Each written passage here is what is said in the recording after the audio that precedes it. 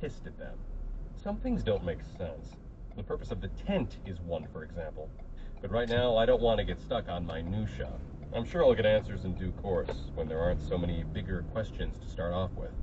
My hunch is that ERF, along with any other health agencies they're working with on this, is working off the cuff. There can't be a precisely set protocol for this eventuality. I mean, who could have seen it coming? Please proceed to the table in the corner, behind you, to the right, the voice says again. I turn around and look again at the equipment. There are no visible speakers anywhere that I can see. That part of this again reminds me of being in the alien vessel when Maya started talking to us. And I sure as hell wish she was around now. Her native familiarity of the Basanites, as well as the deep knowledge she has gained of humanity through their years of observation, would make her a priceless resource in figuring out what we're dealing with here. Sasha's message only said that Maya was gone, which leaves a lot of space for my imagination to come up with best and worst case scenarios. None will help me right now, though, so I make a conscious effort to quiet my mind as I focus on the array of medical equipment. A beam of light appears from overhead. Following a method of directing my focus, which is by now well established, the beam centers on a nondescript plastic object. The thing is around 10 inches long and almost looks like a wand. That's the word that comes to mind when I get close to it. I pick it up. The material seems like a porous plastic. Looking up close brings to mind the texture of the kitchen stirring spoons I used to have, before Eva told me it was a better idea to use natural materials. It's lighter than I expected, and totally smooth, with no grooves or discernible markings in any area.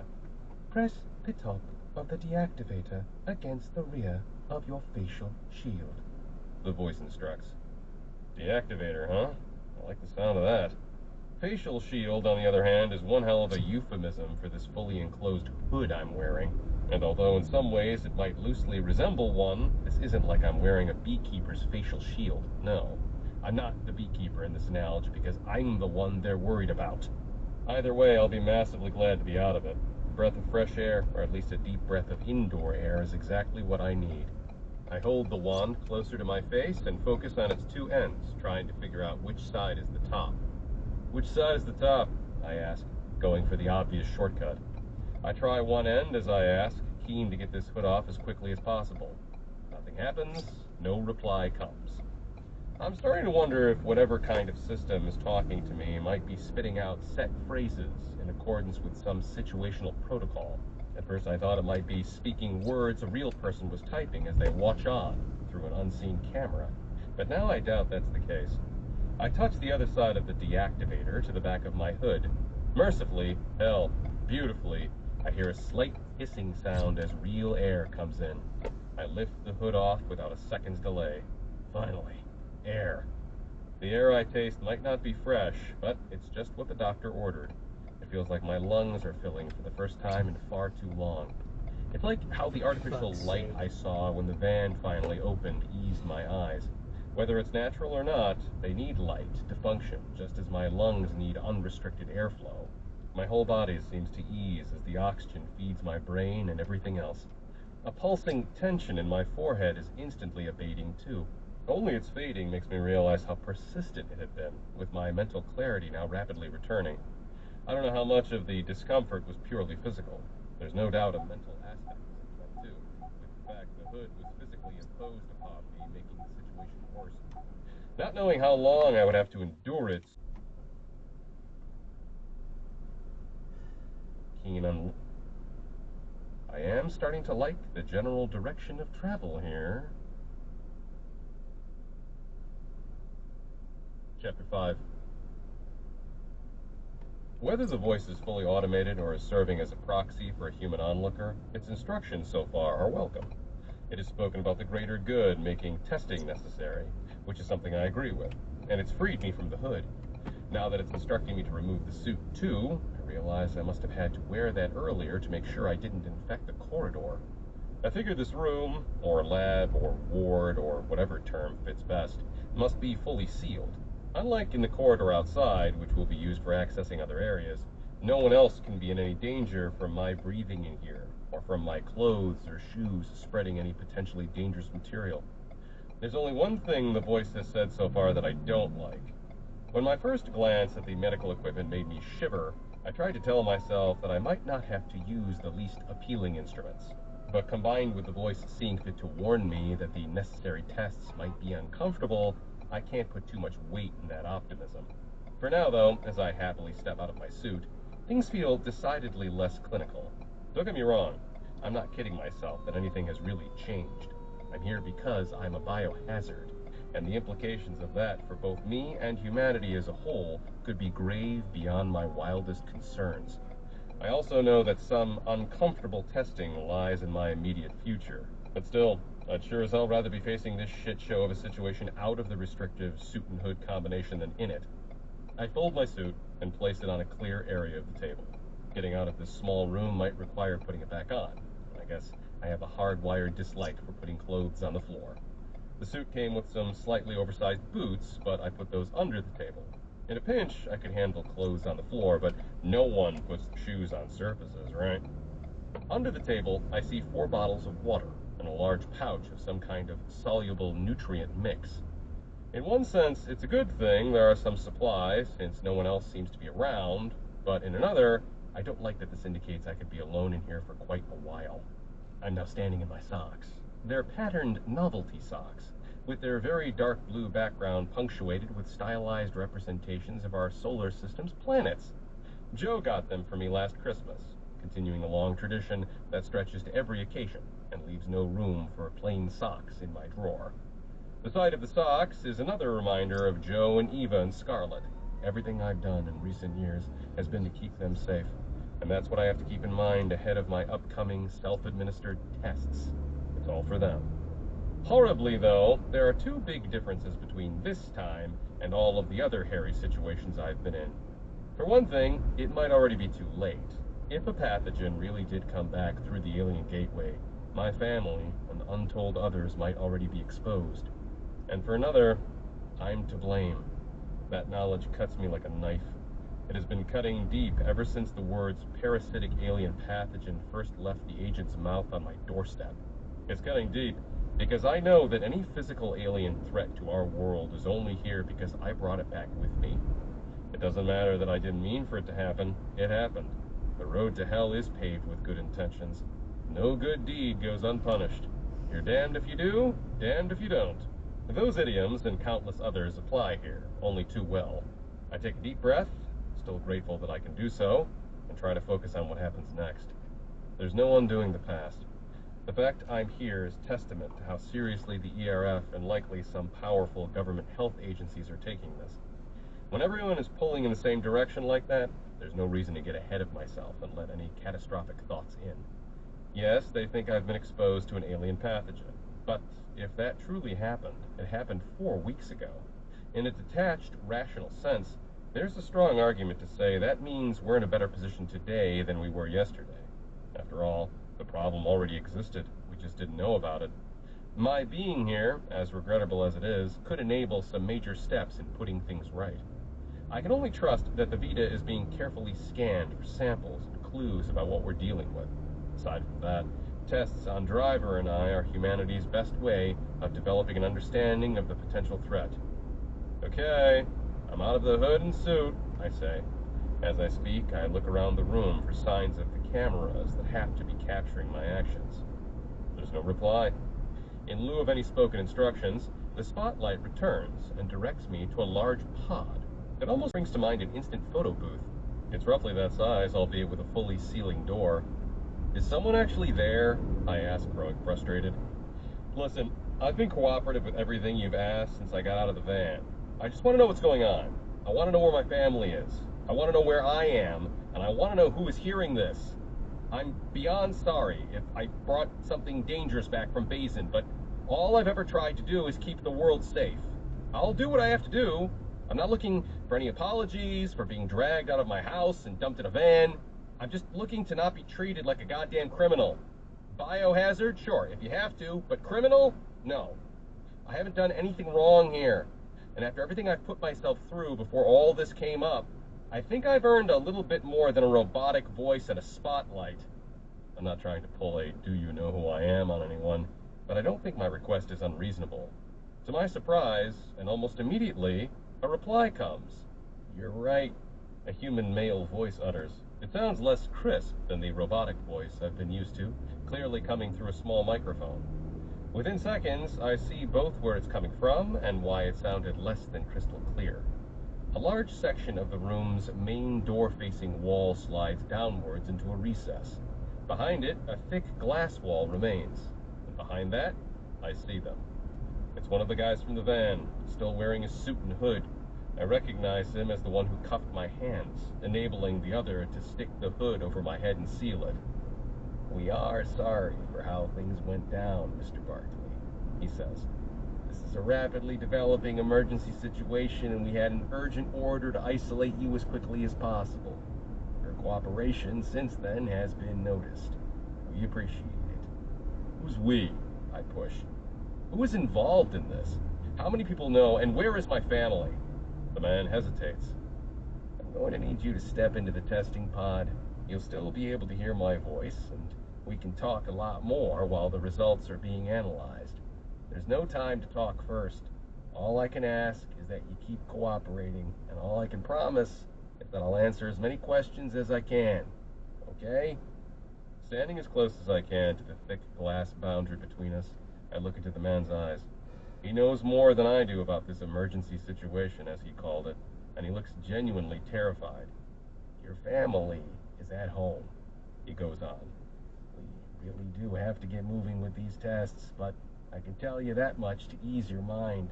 They're being kept there for testing and close monitoring. They returned shortly after we left with you, and my colleagues arrived close behind them along with trained family liaison agents. If you don't believe me, look." I watch as he performs some gestures on one of the two computers in front of him. He then gets up and holds it towards me. Sure enough, I see a feed of our home with several vehicles in attendance. One of them is Eva's car. "Okay," I say, exhaling slowly and turning back towards the testing pod. "I'm in. It's infinitely better for my family to be monitored and tested at home than in a facility like this. The presence of so-called family liaison agents also tells me they'll be facing kinder treatment than I have, which is even better news." "Thank you," the man says, remotely unlocking the pod as he speaks. "We're on the same team here, Ray. My name is Tom, if you care. I have 3 kids of my own. I've been in public health for 16 years. My government job got me a spot in the Colorado bunker back in the dark days. I was in there with your wife and son. I joined the ERF's health division after you saved the world. I know you and Driver just did that again, and I thank you for it. Today, we're going to work together to make sure the world stays saved." I glance back at Tom as I reach the pod, just before getting in. I would never claim to have Leica-level abilities to always know when people are lying, but this guy is definitely telling the truth. I just know. I hear it in his voice.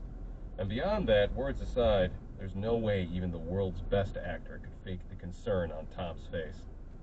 "Let's do it," I say, ducking under the top edge of and stepping into the surprisingly spacious but totally empty pod. "Let's see what the hell we're dealing with." Chapter 6. The scanning pod feels bigger than it looked from outside. I think that's because, although it's roughly the same size as the kind of photo booth I initially compared it to, there's no area for a screen, printer, or even a seat. When I say it's empty, I mean that it's empty. With the door closed behind me, I feel more alone and isolated than ever. And coming from the guy who spent so long at a dead space station, that's saying something. "So, how does this work?" I ask, trusting that Tom will still be able to hear me and that I'll still be able to hear him. "Various kinds of imaging and other scans," he replies. "You'll be familiar with X-rays, MRIs, body composition analysis. This pod conducts all of those and more. Ironically enough, it was developed with space travel in mind, for missions and locations where compact design will be necessary." Tom's voice is no tinnier than before. I see no sign of a speaker inside this pod, which literally has to be firmly insulated if I'm about to undergo tests like the ones he mentioned. "Yes, there's a speaker in the ceiling recess," he explains, not so much reading my mind as reading my obvious visual confusion. "Speaking of which," a mechanical noise hums from overhead as a compartment lowers from that recess on ingeniously designed extending arms. When it settles at chest level, I see that it's totally empty, apart from a tiny pair of black eye protectors. I've never used these myself, but I recognize them as the kind of thing people wear in tanning salons to guard against the intense light. I lift them out. "Is that all?" I ask. No. This is the part when you might wish you were still talking to a robot and didn't know I was watching," Tom says. "Oh, my clothes," I sigh. "It's not a question. I figured it out." "Some of the tests need to be just you in there," he confirms. "You will need to remove your clothes and your watch, too. My camera view will only be on your upper body, and I really don't have to look at all for most of this. It just is what it is." "It is what it is," I repeat, starting with my solar system socks and quickly putting everything else in the compartment, too. "Just don't lose the remote control or anything, okay? I will be wanting those back." Tom chuckles with me, breaking the awkwardness. In one sense, it's actually better to be talking to him directly, even though it means I know he can see me. I know he's feeling some of the same natural embarrassment that I am, whereas the neutral female robotic voice would have been cold and detached. "Actually, wait," I say, suddenly serious again.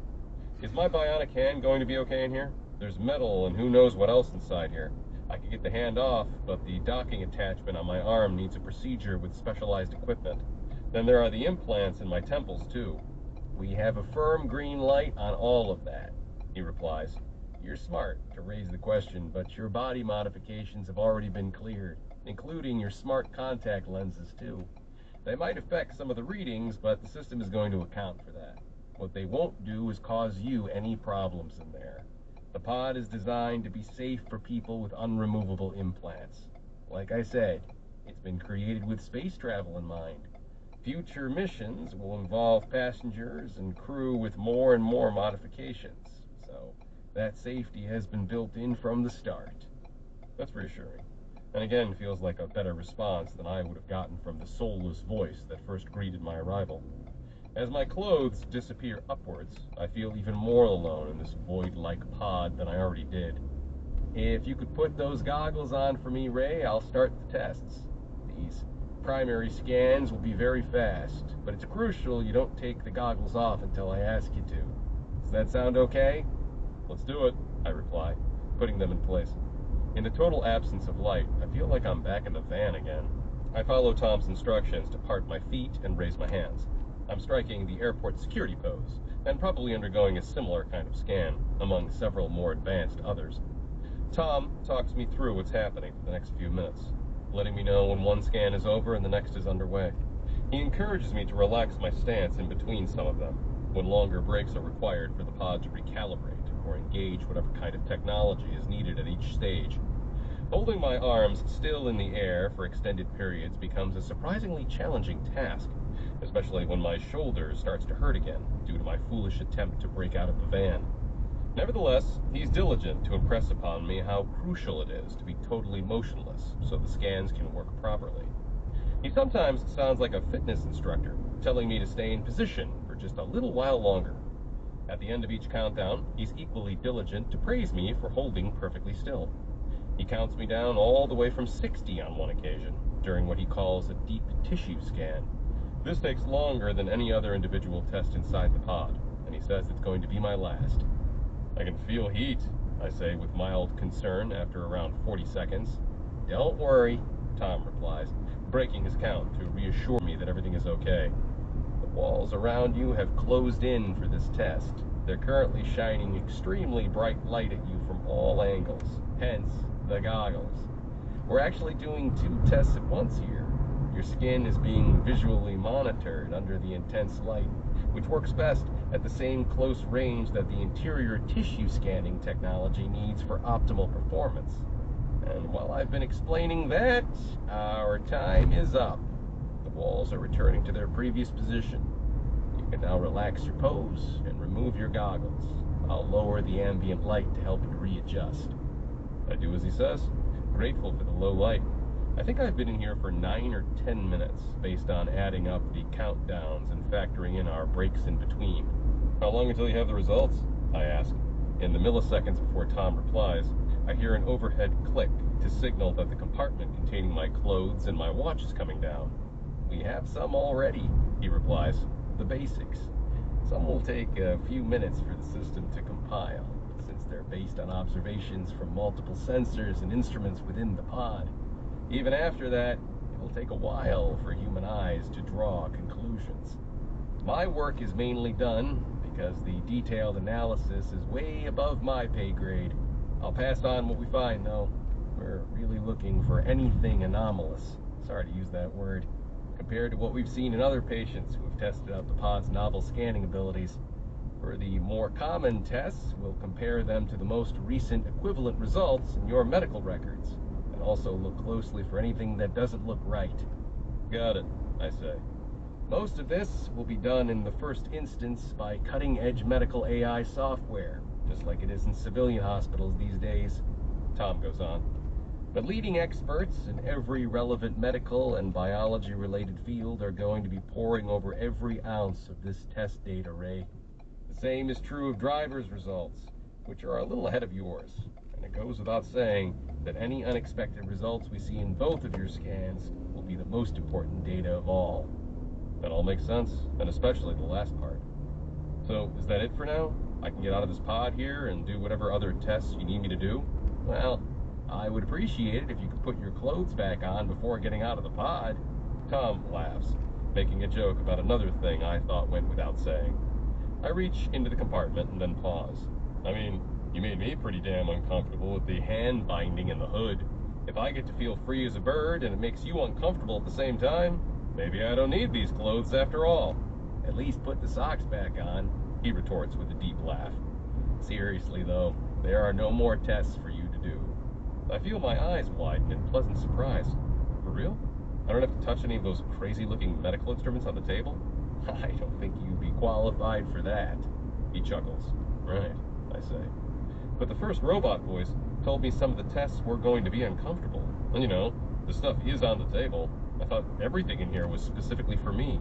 No, this is a standard isolation and diagnosis room, Tom explains. And the tests are uncomfortable for a lot of people. Holding your arms perfectly still in the air for 60 seconds after several other scans isn't always easy. I guess this all makes sense, and I'm beyond relieved that it's the case. I can reconfigure the pod to give you a seat while we wait to hear what's going to happen next, Tom goes on. As of right now, I honestly don't know. You saw the water and electrolyte mix under the table, didn't you? My colleague placed that in there for you while I was setting out your suit and getting everything else by the van. We weren't told to do that, so it's not like we have information suggesting you're going to be in there for a long time. It's just, you know, we don't have any information that you won't be. We just had to get you here and get you in the pod without exposing the rest of the research areas to anything you might be carrying. It's a lot to take in. The long and short of it is that Tom doesn't seem to know much more than I do, at least in terms of what my immediate future holds. Where are we? I ask. You can at least tell me that, right? And you can tell me what you know about whatever they found on the Vita? How do you know about that? He replies right away, with a tone of surprise rather than any kind of defensiveness. I saw it on my phone about 2 seconds before you cuffed me, I say. He hesitates before breathing what sounds very much like a sigh of relief. Ah, okay. So nothing leaked out earlier than that, and no one else will have heard. Good. Like every other aspect of this, it's a developing situation. I honestly haven't been updated on any of that since we were sent to bring you in. I just know it's for the best if the public doesn't start hearing scary headlines before we get a handle on this.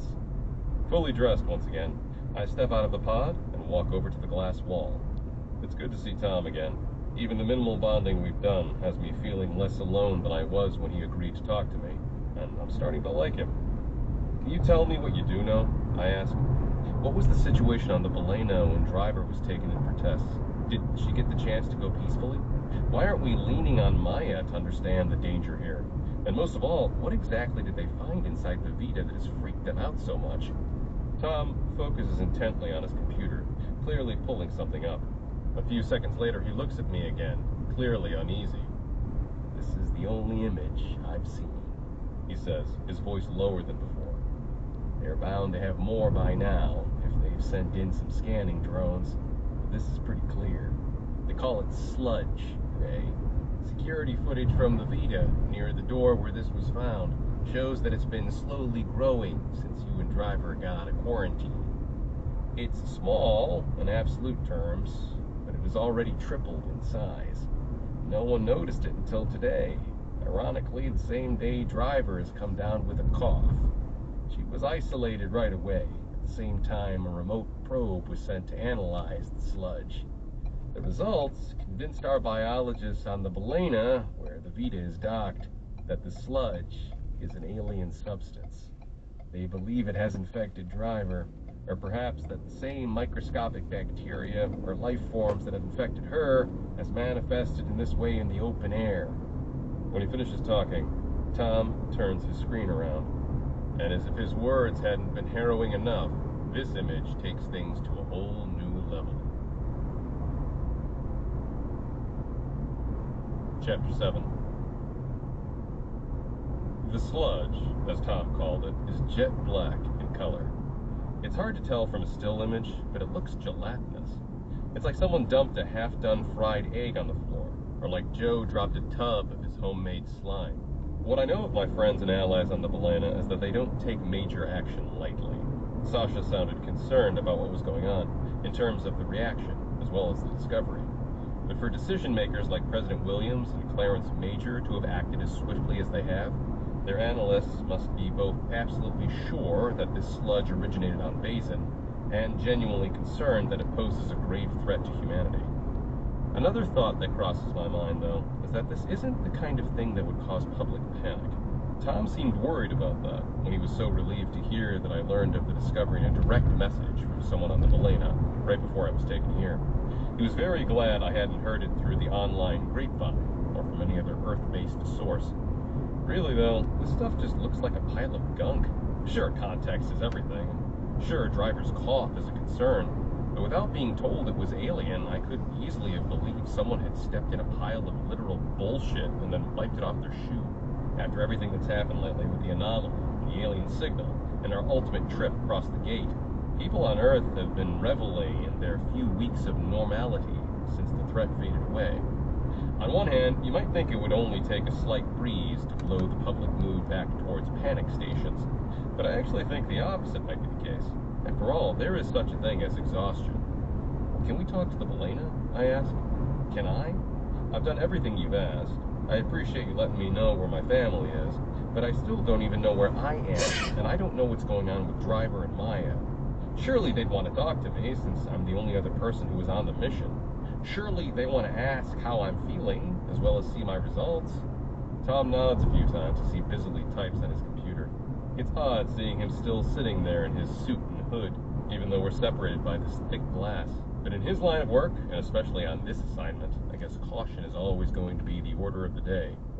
I've just communicated that we're finished with your scans, Tom replies.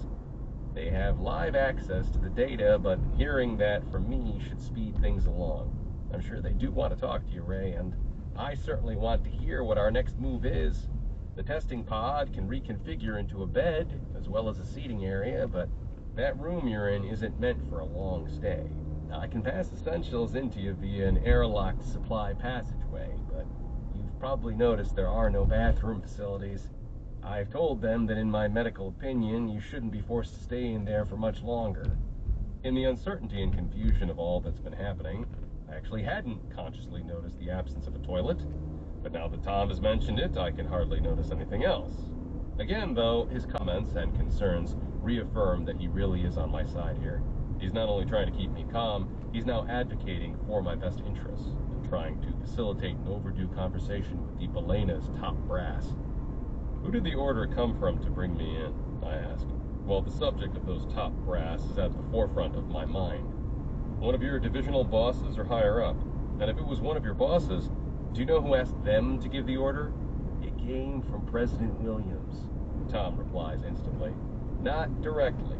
When we got the order from our office, it said we had to bring you in as quickly as possible, and that Williams knew you would understand.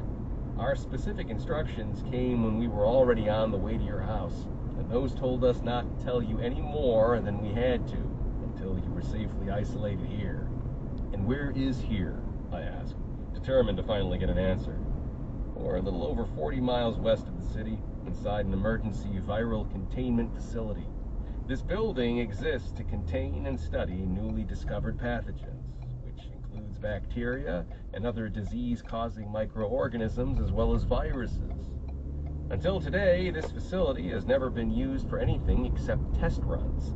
We have dozens of similar EVCs across the country, all now funded and operated by the ERF. Novel pathogens have always been considered a serious concern for potential threats to global safety. The field might not be as sexy as anti-asteroid defense or anything else that looks to the sky, but the probabilities have always skewed this way. 10 years ago, I would have said our greatest threats came from naturally mutating Earth-based viruses, rather than anything relating to aliens. Never in a million years would I have thought we could be dealing with an alien pathogen. And that makes two of us, I think to myself. It's a good thing this facility exists, if we're counting small mercies, Tom goes on. Just like the bunkers, places like this can seem expensive and unnecessary until you're suddenly glad they exist. All around the world, there's now a far higher level of preparedness for all kinds of black swan threats than there was before Zola's attacks. If one good thing came of that bastard's evil actions, it's that we're more ready to deal with natural threats and more aware of how precarious our safety really is. I take a deep breath. So you really think, and I'm asking you personally, that this is as bad as they think it is? You're not just doing what you have to do, following orders and delivering data? Tom very tensely shakes his head. At first, they didn't tell us what this was about, he says. They only gave us any information when we said we couldn't take the actions they wanted us to take without knowing the justification. I mean, you're Ray Barkley. The idea of taking you away in broad daylight against your will sounded totally insane. At least it did until they told us about the sludge. I wouldn't have thought it was possible, but Tom's expression now grows even tenser. I just feel like you could be underestimating the threat level here, Ray, he goes on, gulping as he speaks. I studied as a virologist for 6 years, and this is a worst-case scenario. I haven't closely studied all of your test results yet because that's not my job here, but while we will soon have good data about you, we have no data on the potential severity or transmissibility of any pathogen you might have been exposed to. Worst of all, though, we also have no natural defense against it. If you and Driver have been exposed to something virulent, worse still, you've passed it on to others, this truly could be an existential threat. Civilizations have fallen due to exposure to foreign pathogens, and those pathogens had only been carried across oceans. This thing came from 4 light years away, through a quantum gate we haven't even begun to wrap our heads around. Existential. I hate that word. Outside of philosophy classrooms, it's always followed by threat. In the same way abject is always followed by poverty, or Herculean is always followed by task. My mood is pretty abject right now, with this poverty of information about what could be a Herculean task. I'm trying to prevent an existential threat from taking hold. All I know is that Tom's downbeat take, as understandable as it is for a man of his expertise, has left me feeling more concerned about this than I have at any other point so far. News! Tom suddenly blurts out. He wheels his chair slightly to the side, from one of his computers to the other. He then focuses intently on its screen. I watch his face through his hood, looking for any early clue as to whether the news is good or bad. More realistically, I know I'm really trying to gauge just how bad it is. President Williams can talk to you now, Tom reports without looking up to meet my eyes. There are some new developments. He wants to tell you these things directly. And really, I do think it's best if you hear this from him. Hear what? I ask. Eventually, Tom does look up towards me. He doesn't say anything about the news, though, opting only to turn his computer around after making a video call to the Balena. Actually, I'll cast it to the wall, he offers. A few keystrokes later, the call window is visible on the wall to my right. I focus on Tom and his borderline desolate expression for a few more seconds, right until the lighting changes as Williams answers the call. He's in his office, flanked by some of my closest allies. I see Sasha, Sean, Santino, Simone, and Major. To say none of them look happy would be the understatement of the century. More than anything related to them, though, my mind is fixating on who isn't there. Driver's tests began at least a few hours before mine, and she's still not there. Her absence can mean nothing good. Where is she? I ask.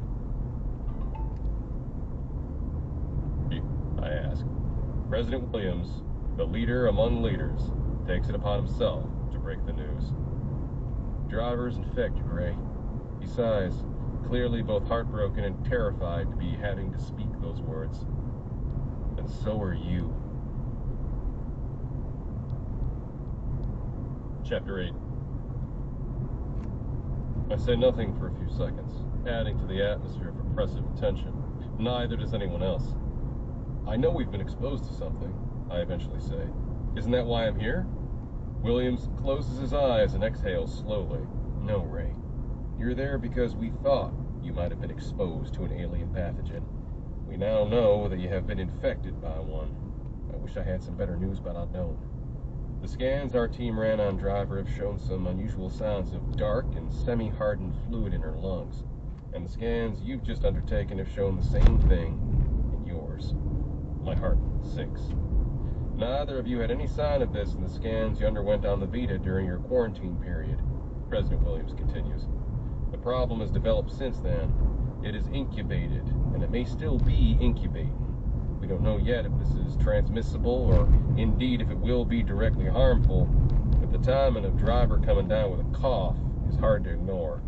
You know yourself that she's usually the healthiest of any of us. She is, I sigh. We've put Chester in solo isolation too, Williams adds. He and Driver have been obviously in particularly close and prolonged contact over the past few weeks, so it only makes sense. He understands. The bigger issue is that she's mixed with all of us, though, and we're in an enclosed space. At this point, when so much time has passed since she was directly exposed, isolating all of her minor and moderate contacts would essentially have the same effect as isolating none of them. None of us, I should really say. It would be pointless, as well as damaging to our efforts in getting to the bottom of this. There is one piece of potentially good news. Young Santino pipes up from behind Williams. Driver has undergone the deep scanning process twice today, 3 hours apart, and there was absolutely no change in the results. There is no sign of continued growth. In 3 hours, Santino, Williams sighs. That's no length of time to draw conclusions. Besides, our experts tell me that if the sludge is present in Driver's lungs, it may settle at a minimally effective size to ensure its own propagation. My understanding is that parasites often work like that, avoid becoming so much of a problem that the body would start focusing on their elimination. It's worth saying that we don't know if this is a parasite in any true sense of the word, Tom interjects. From my professional standpoint, it's too early to say that. There are a lot of unknowns. No one vocalizes any disagreement with that. Santino catches my eye, shrugging and leaning towards the camera on their computer. The sludge in the Vita has grown slightly in 3 hours, Ray. He tells me. I'm just saying.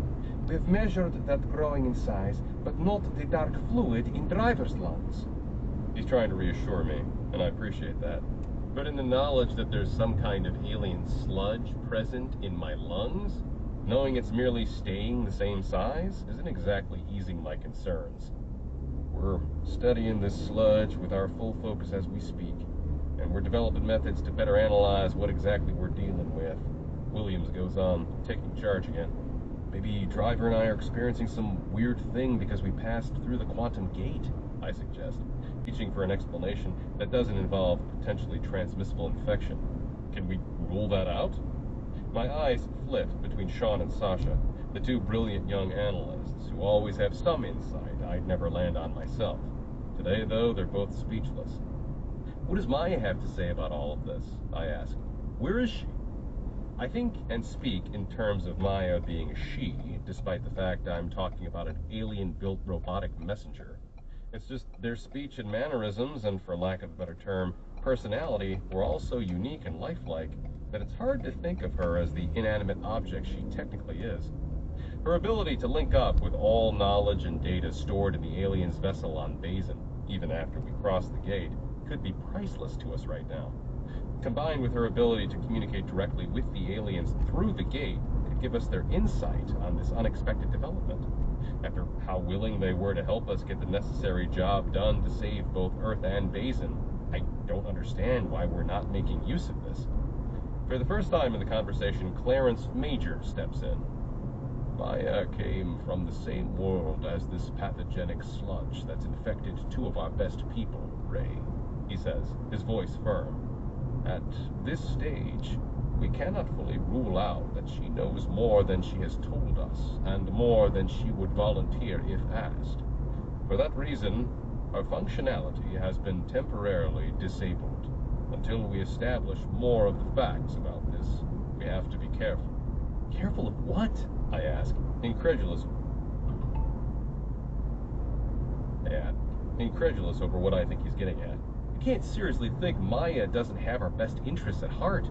She doesn't have a heart, Major flatly replies. Ray, she is a conduit for the aliens.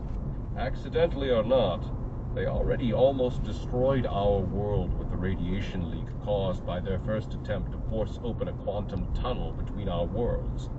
I'm sure I don't have to remind you, but when we were preparing for your last-ditch mission, others thought the aliens were not to be trusted.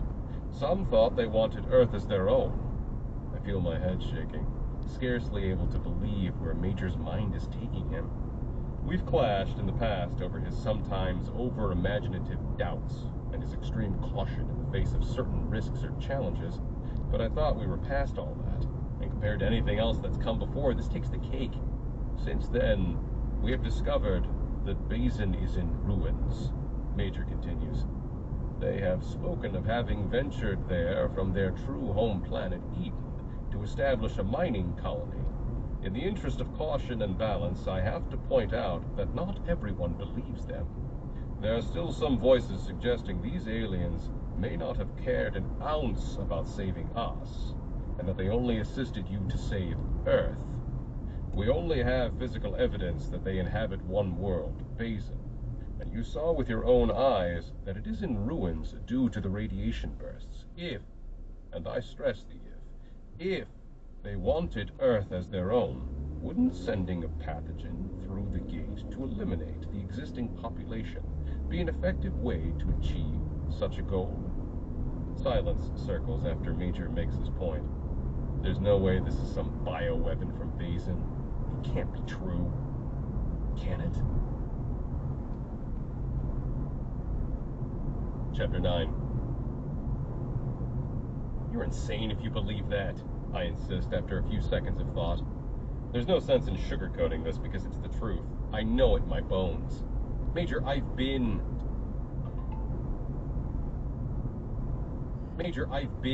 to Basin, I tell him.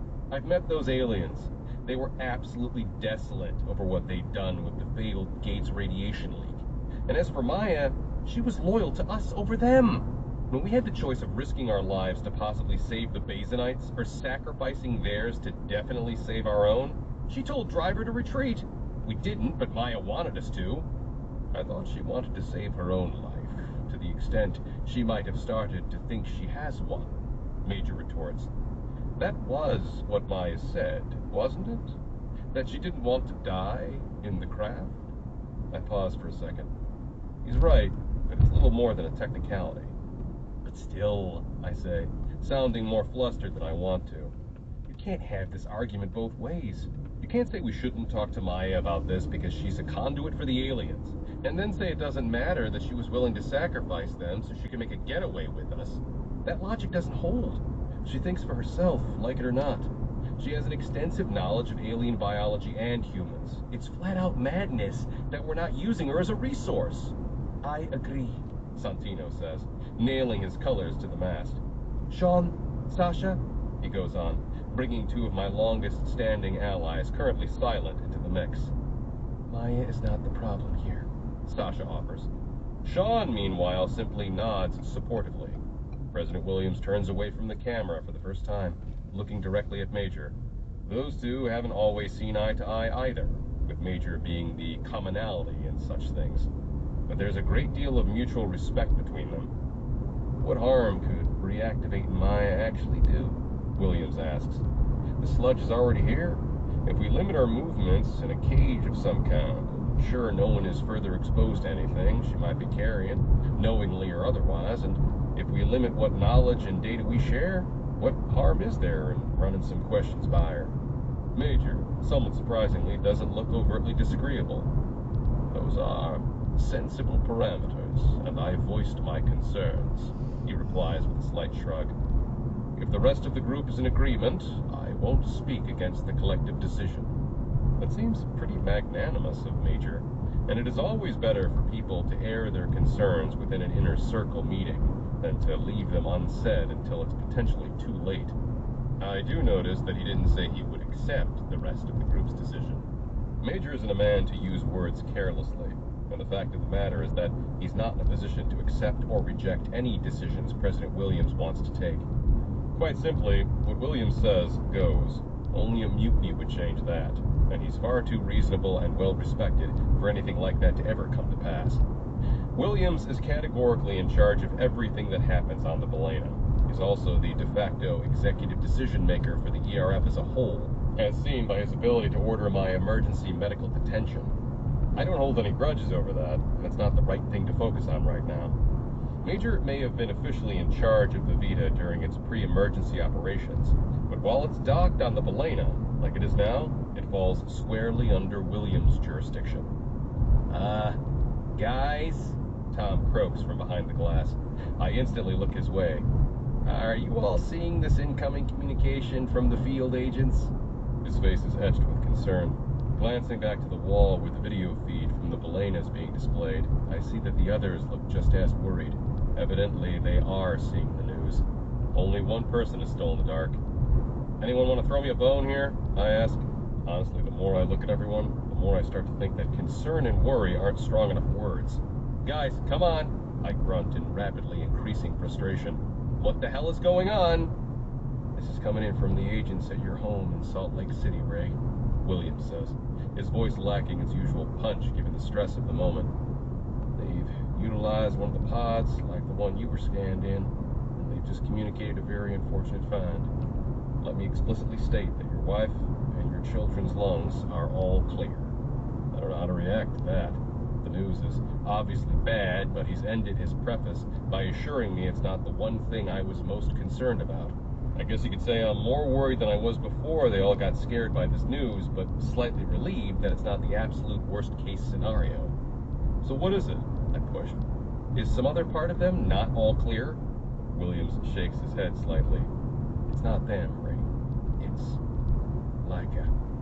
I feel my eyebrows furrow. What's Leica? Your parrot has returned an adverse scan, Tom chimes in, filling a brief silence. We've detected fluid markers in his lungs, similar to what's visible in your scans as well as drivers. Is he okay? I blurt out, panic taking over. Where is he now? Does he seem okay? Ray, Sasha's usually soft voice booms. I love that little guy too, but this isn't about Leica. He's the canary in the coal mine.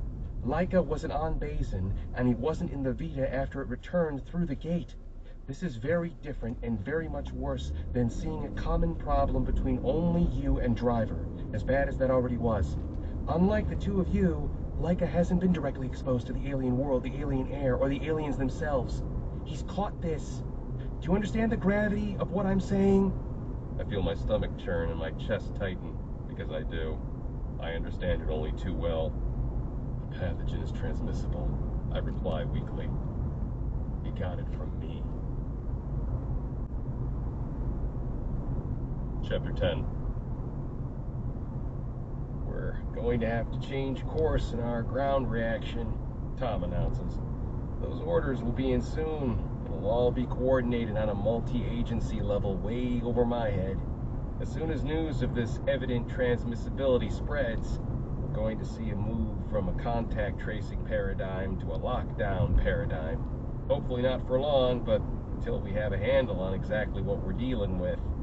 Contact tracing and lockdown paradigm are certainly two terms I hoped I'd never hear again after all the crap we suffered through a while ago, but I understand where Tom's coming from. The fact that Leica has returned an adverse scan without direct exposure to the pathogen is just awful news, whichever way you slice it. Bring him here. I suddenly say. Leica is going to have to be isolated somewhere, right? Just like I am. This is the closest facility, and he'll be much calmer and better off if he's with me. I'll be better off with the little guy's company too, to be sure, but I really am thinking primarily of him. Do it, Williams tells Tom, who starts typing to pass on this order right away.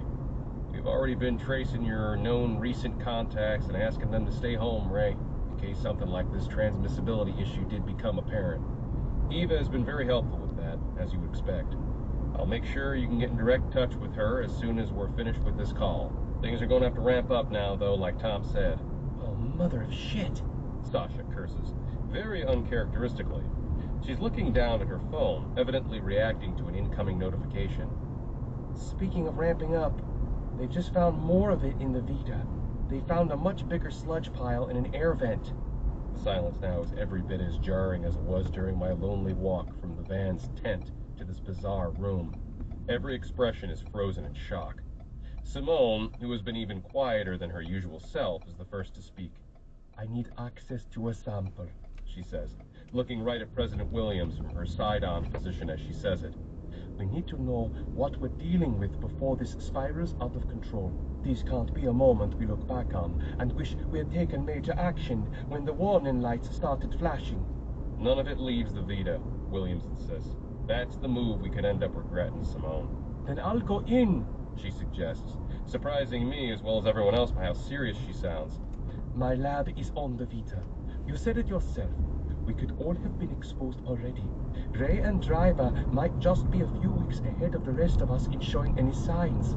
If it weren't for this news about Leica, there would be an argument for saying their prolonged exposure to Bazin and Maya and everything else could be the difference. But now that we know he has acquired the pathogen through indirect exposure, the situation has changed. We have to find out as much as we can, as quickly as we can, while sticking to some principles of safety and security. Anything else really is madness. You're crazy for wanting to go in there, my good friend Sean tells Simone. But you're dead right about everything else. President Williams, we have to massively amplify our study of this stuff, just like the emergency response teams on Earth are going to massively amplify their containment efforts. So far, we know this is growing on the Vita very quickly, and that it's on Earth in Ray and Leica's lungs. For all we know, there could be sludge piles growing on Earth that are either too small or too hidden for anyone to have seen yet. On the Vita, it looks like the sludge we found is in the air vent and by the door. Maybe it likes airflow. Maybe that's why it's in their lungs. None of this is my field, but we have exobiologists on board this spacecraft. And we have one of the world's leading chemical experts right next to us in Simone. Let's use them. Let's start physically studying this stuff instead of just monitoring it, so we know how to stop it if it keeps growing. For all we know, this could be an early stage in its growth cycle. It could accelerate, it could mutate, it could become atmospherically hostile. Do you really think it could start rapidly expanding? President Williams asks. Like me, I know he trusts Sean's gut on scientific matters more than he trusts anyone else's, with the possible sole exception of Sasha. Do you think it's conceivable that we could face a direct physical threat from this sludge's growth beyond any consideration of its pathogenic effects? In a worst-case scenario, are you suggesting you think it could consume us? It's getting increasingly hard to believe that I woke up this morning thinking it was going to be another good day at home with my family. How the hell has everything come to this? As if worrying about the pathogenic effect of the sludge wasn't enough, now the team on the Balena is thinking about the possibility like it could keep rapidly expanding to the point of consuming them. Needless to say, Sean's point about the possibility that piles of sludge could already be growing on Earth makes this idea hit even harder. I'm not saying I think every scenario I've mentioned is realistic, Sean replies. But really, who would have thought this was realistic? What I'm saying is that we have to start directly studying this. We have to start testing ways to immobilize it too. We have to start testing ways to kill it. This morning, we didn't know the sludge existed. Today, we don't know a whole lot beyond the facts that it does. The true nature of this stuff is still pretty much a mystery for now, but by tomorrow, it could be a tangible threat to our safety. Guys, we can't count on being able to deal with this at some point in the future. If it becomes a threat that we have to eliminate, we have to know how to do it. If you ask me, it's high time we start taking steps in that direction. I think you're right, Sasha says. But anyone who exposes themselves to the sludge for the purpose of studying it would have to stay in full isolation. They'd be volunteering for that. Fine by me. Simone says. Everyone's attention falls on President Williams.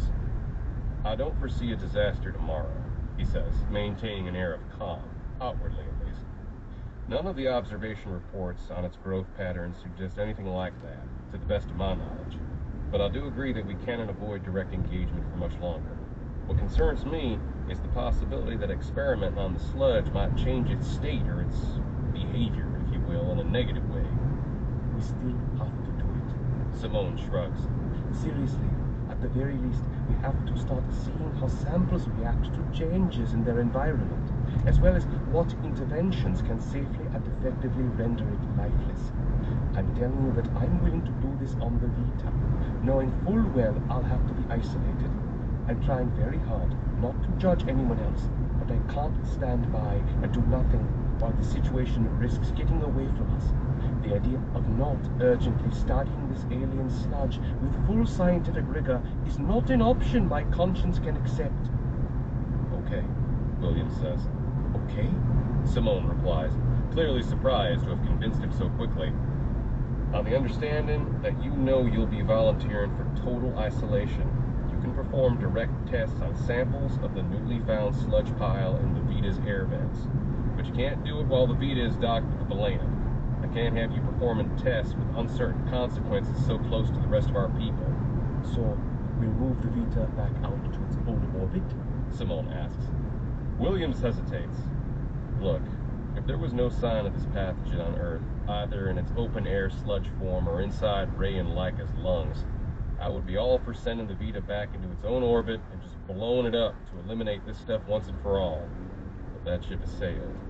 You can work in orbit, but space on the Vita is relatively limited. I know it's a very large vessel, but compared to the Balena and other ERF facilities, it lacks space for any very large-scale tests that might become necessary. You can't bring any of it down to Earth, I insist. I don't care if some is already here, you're not sending more. Our focus down here should be on isolating any instances we can discover. Even somewhere like this or in the bunkers, there would be a risk of it leaking out.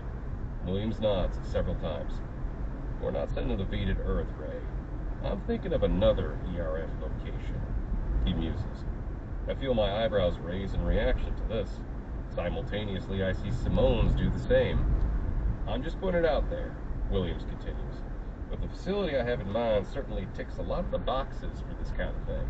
Abundant space, isolated and insulated laboratories, and all at a very safe distance from anything else.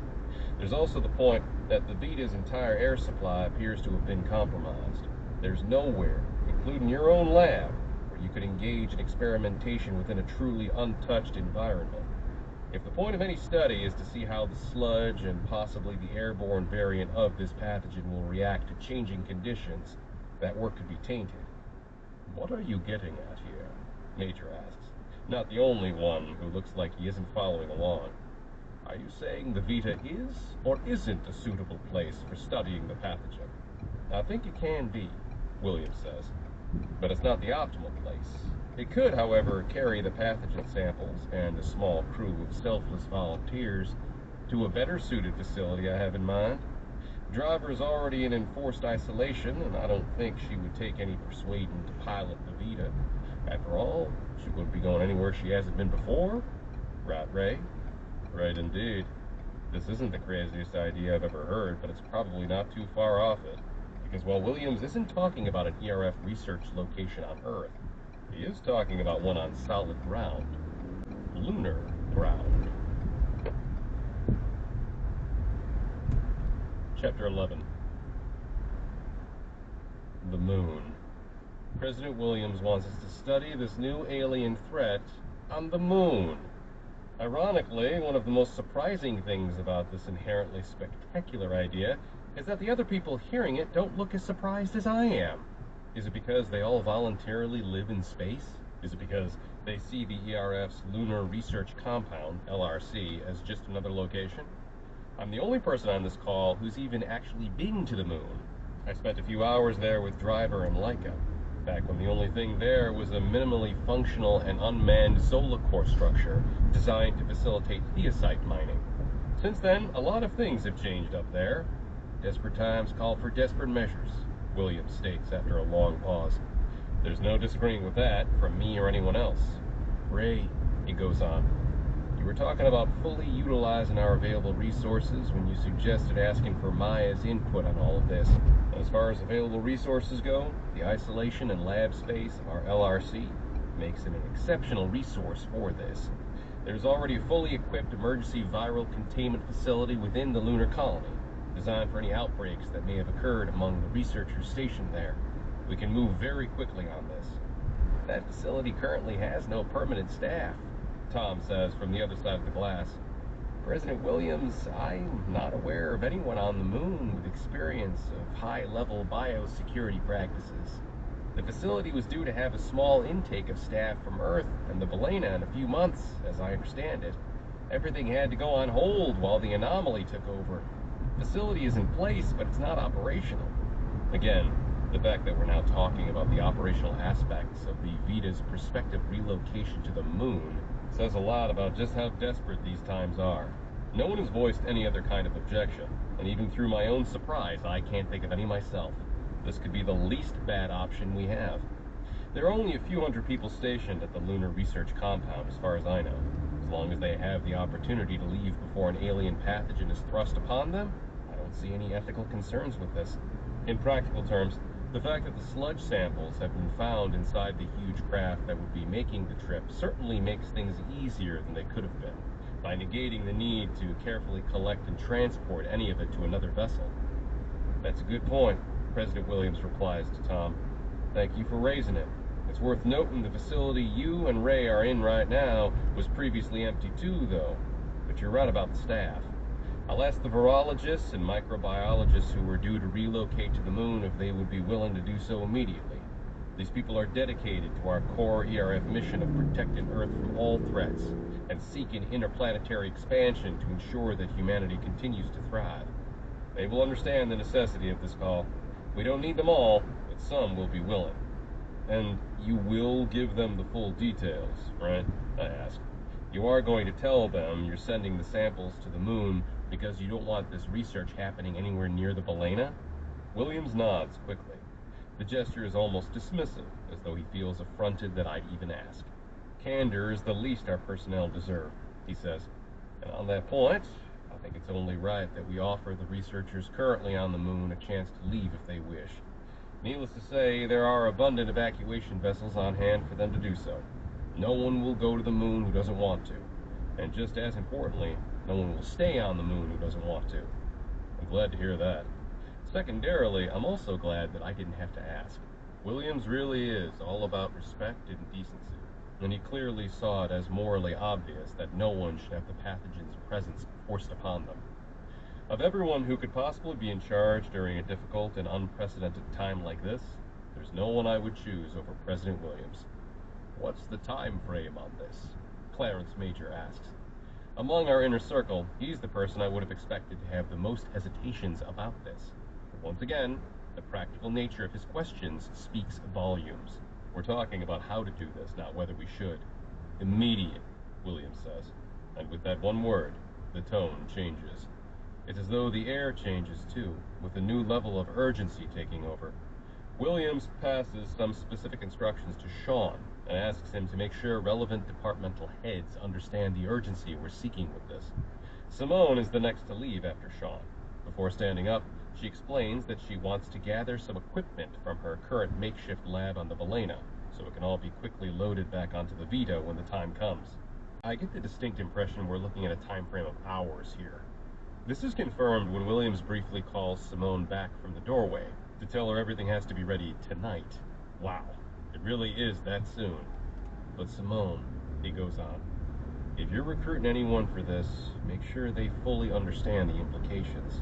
This pathogen could be extremely dangerous to anyone who is exposed. And even if there is no physical harm in the immediate term, anyone who is directly exposed will be subject to isolation and containment until we reach sufficient consensus that there is no material risk. This is a voluntary mission with mandatory consequences. Of course, Simone replies. but it's not a one-way trip.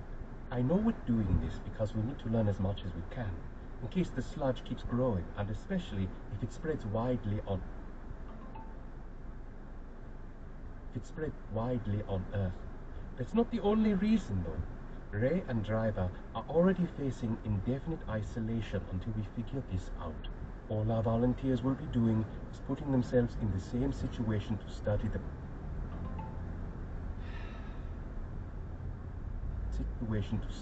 pathogen. By locking ourselves down for a while, we can make sure Driver can get back to work and Ray can get back to his family. After all they've done for us, it's the least we can do. Thanks, Simone, I say, really meaning it. I appreciate that, but I don't want anyone else to feel like they owe us anything, especially this. A small and dedicated mission team is better than a bloated crew of people who are going to resent what's being asked of them. Focus on inviting people who can really contribute in tangible ways, and make it sound more like an invitation than a request. We need people we can count on. Yes, they will have to be mentally ready. Clarence Major agrees in his always deep and resonant tone. Ray is right. Psychologically, this could get rough for everyone involved. Think of the Manhattan Project, when all those researchers pulled together to achieve something incredible. That was psychologically shattering for a lot of the scientists involved, and they were only in the New Mexico desert. We're talking about close confinement inside a research compound on the moon, with no time off and no guaranteed end date. I know everyone here has been in space for a while, but the Balena feels like a vast open world. This won't. They have to be ready for that. We also have to prepare ourselves for the reality that no one with any dependent family members is going to sign up for this. Because for all we know, this could be a one-way ticket. Major's comparison to Oppenheimer's Manhattan Project is an interesting one, and I think his points about the mental strain this could put on everyone who makes the trip are very worthwhile. Right now, though, another of his points is already having a major negative effect on my own state of mind. His talk of no guaranteed end date, combined with Simone's kind comments about wanting to make sure I can reunite with my family before too long, is focusing my mind on a very uncomfortable reality. I've been forcibly separated from my family before, of course. It first happened on the Beacon, and again much more recently with everything I've had to do to stop the anomaly. But in all of those cases, there was a goal for me to work towards and a promise, however faint, that I could make a breakthrough at any time. With this, that's just not the case. It's different. With some kind of transmissible alien pathogen apparently sitting in my lungs, I'm in a bind I can't get myself out of.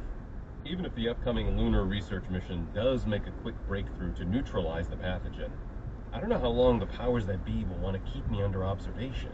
Although Tom is being nice to me, and although the ultimate decision maker in President Williams is someone I count as a close ally, the bottom line is that I'm currently being held in a medical containment. I'm not a free man. I wouldn't say I'm being held against my will, because I wouldn't be selfish or irresponsible enough to leave this place at the moment, even if I could. At the end of the day, though, I couldn't. I guess you could say I'm being held regardless of my will, and especially given that this horrible situation has come to pass despite what I felt was an overlong 2-week quarantine period after my return from Bazin. I could be looking at a much longer wait to get back to my family. Even that only applies in the optimistic scenario of Simone and whoever she rustles together as a team succeeding in finding a cure or antidote to the alien pathogen I'm carrying. The more I think about that, the worse I feel. As Williams straightens his posture to signal that this troubling but necessary group conversation is coming to an end, there's only one thought on my mind. "Can you connect me to Eva?" I ask. "Soon," Tom cuts in from behind the glass. "The live status report from my colleagues on the scene tells me that your family is currently undergoing a repeat round of testing. After Leica's result, we're being very thorough. Eva's with the children. Don't have to worry about that. They're not being isolated from each other, and they won't be under any circumstances, even if any of them return an adverse result." As frustrating as it is that I can't talk to them yet, that last part is a relief. "Thanks," I say. The others begin to file out of William's office, all ready to assist with the mission preparations however they can, which leaves me alone with Tom once more. "How are things going on the outside?" I ask him as that thought crosses my mind. It feels like forever ago that he was telling me about contact tracing and the shift to a lockdown paradigm, so I know people are going to know by now that something big is going on. I don't think anyone would have had alien pathogen on their bingo card, but the number of people on the Balena, all with open communications access, makes it very possible the nature of our problem might have leaked out. Tom doesn't say anything right away, but I can tell from the sudden typing and clicking on one of his computers that he's looking for an answer. Seconds later, I can tell from the expression on his face that he's found it. His expression tells me that badly would be a very safe bet for how things are going. But when he clicks a few more options to cast this new screen onto the wall where I've just seen my friends, I realize that badly doesn't come close. Seeing the alien sludge was much worse than first hearing about it, but seeing this is on another scale entirely. I didn't think the public would react with visceral panic to a pile of slime so soon after dealing with the paradigm-shifting revelation that aliens exist at all. The thing is, the news headline and chaotic scenes I'm looking at now tell me that the public knows about more than just the slime. Below a split-screen picture of the sludge on the left and public health officials locking down my home of Salt Lake City on the right, the headline makes me gulp. Barkley infected. Alien bug on Earth. Chapter 12. Well, the cat is out of the bag. The world at large not only knows that there's alien sludge growing inside the Vita, they know that it's reached Earth and infected my lungs. And atypically high-level data sharing between the ERF and other medical agencies and experts is obviously responsible for news of my situation getting out. But there's no sense in crying over spilled milk. What troubles me far more than any of that are the scenes I see on the news network. Sensationalism is their bread and butter, but there's no need for any today. These events speak for themselves and require no exaggeration or amplification. What I see is beyond upsetting. Emergency workers stand on the streets of my hometown, wearing unsettling biohazard suits that match the one Tom is still wearing. Roads are closed off and people are being sent home, forcefully so if they don't immediately comply. The focus then shifts to show incoming live footage of scuffles and looting. It would be upsetting to see this anywhere, but when the streets and storefronts are so personally familiar and so close to my home, the footage hits especially hard. The talking heads in the news studio hardly make me feel any better, with one coming at me particularly cruelly for causing these problems. I wasn't one of the people who was against Barkley crossing the